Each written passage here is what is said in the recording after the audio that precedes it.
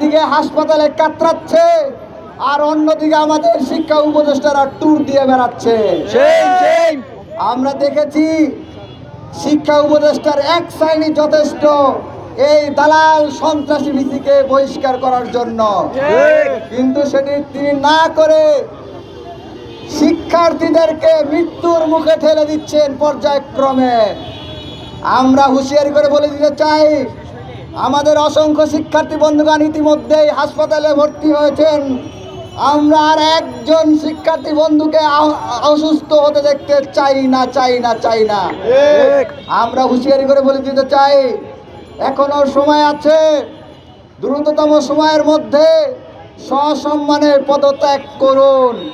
যদি পদত্যাগ না করেন তাহলে পদত্যাগ কিভাবে করাইতে হয় ছাত্র সমাজ ভালো করে সেটা জানে। আমরা হাসিনাকে ফালাইছি, আপনাকে ফালাইতে আমাদের খুব বেশি টাইম লাগবে না। আমরা বরাবরই আইন শৃঙ্খলা রক্ষাকারী বাহিনীদের প্রতি আস্থাশীল এবং শান্তি শৃঙ্খলা বিনষ্টের পক্ষে নই। জনদুর্ভোগ সৃষ্টি হোক এই ধরনের কাজের পক্ষপাতী আমরা নই। সেজন্য গত 4-5 দিন আমরা ক্যাম্পাসের মধ্যে বিক্ষোভ মিছিল করেছি, কিন্তু কোনো জনদুর্ভোগমূলক কঠোর কর্মসূচি আমরা দেই নেই।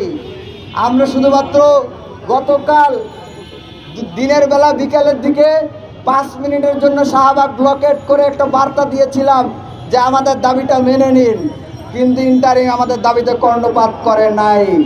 আমরা রাত যখন 10টা বাজে, যখন রাস্তাঘাট কিছুটা নিরিবিলি হয়, ফাঁকা হয়, মানুষের চলাচল কিছুটা কমে, সেই সময়ে আমরা শাহবাগ ব্লকেট করেছিলাম যাতে মানুষের কষ্ট কিছুটা কম হয়।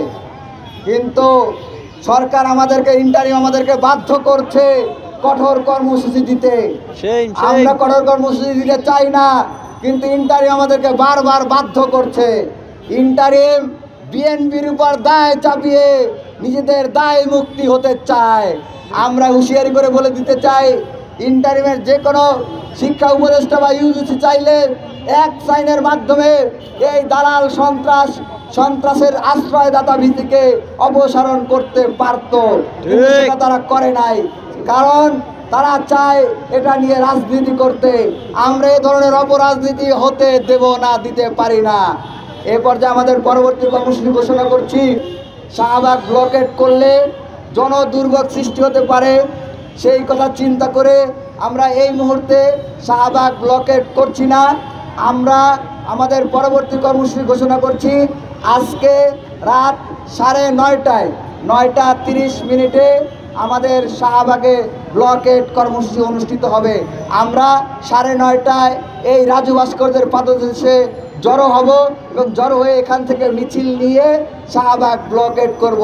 যদি আমাদের দাবি তারপরও মেনে নেওয়া না হয় তাহলে আমরা আর এ ধরনের সব কর্মসূচির দিকে আর আমরা থাকতে পারবো না, তখন আমাদেরকে হয়তো আরও কঠোর কর্মসূচির দিকে যাওয়া লাগতে পারে।